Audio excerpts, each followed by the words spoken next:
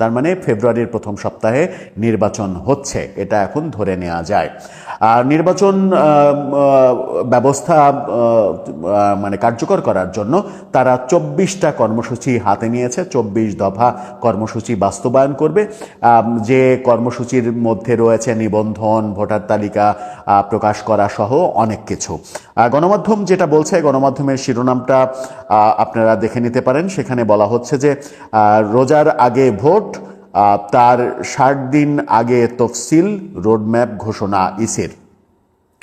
সেখানে বলা হচ্ছে ত্রয়োদশ জাতীয় সংসদের নির্বাচনের রোডম্যাপ ঘোষণা করা হয়েছে। সাংবাদিকদের প্রশ্নের উত্তরে ইসি সচিব আক্তার হোসেন বলেছেন, প্রধান উপদেষ্টার দপ্তর থেকে রমজানের আগে ভোটের ব্যবস্থা করতে বলা হয়েছে। ভোট গ্রহণের তারিখের 60 দিন আগে তফসিল ঘোষণা করবে কমিশন। ভোটের জন্য 24টি কর্মপরিকল্পনা গ্রহণের ঘোষণা দিয়েছেন। বলেছেন 15ই সেপ্টেম্বরের মধ্যে সংসদীয় আসনের সীমানা চূড়ান্ত করতে চাই ইসি। এছাড়া 5ই ডিসেম্বর নাগাদ ভোটার তালিকা মুদ্রণ করা হবে। অর্থাৎ ডিসেম্বরের 5 তারিখের মধ্যে তারা ভোটার তালিকা মুদ্রণের কাজ শেষ করবে। সেই পথে যেটা গুরুত্বপূর্ণ কাজ, সেই গুরুত্বপূর্ণ কাজের মধ্যে রয়েছে